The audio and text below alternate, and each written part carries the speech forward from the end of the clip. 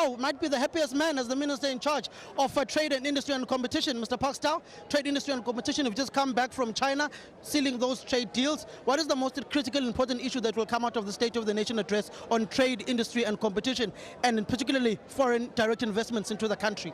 Well, firstly, I think that the President is likely to reflect on the progress we've been making as a country, and acknowledgement that we have turned the corner in terms of growth, in terms of development, and all the indicators are positive from that point of view. So we're quite excited that the country is making significant progress from a development point of view. But I do think that issues of trade would be crucial. Last year was a very difficult year from a trade point of view. There was great uncertainty, and we've had to make significant efforts to ensure that we're able to diversify our trading partners, and we're beginning to see the results. We're beginning to see trade with different countries. We're beginning to see signatures that we're entering into with other countries and agreements that diversify opportunities for our trade platforms. But we're also seeing appetite to invest in the country.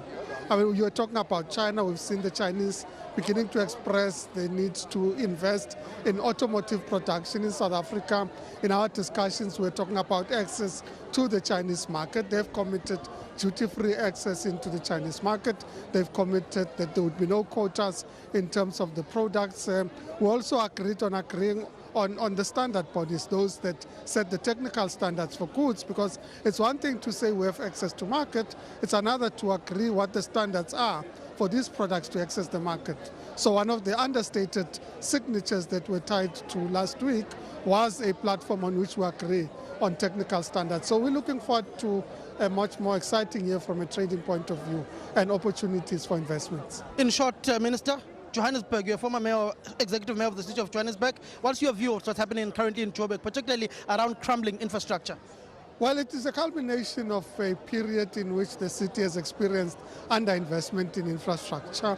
I don't want to be playing politics, but the reality is that we experienced significant changes in the financial fortunes of the city since 2016, and the indicators are there to speak for themselves. And we're now reaping the rewards of, or rather, this is a result of that level of underinvestment and the changing of the financial fortunes of the city. But I do think that there's opportunity to turn it around. The team has been working quite hard, mobilizing private sector, mobilizing government to be able to support the city in turning the situation around.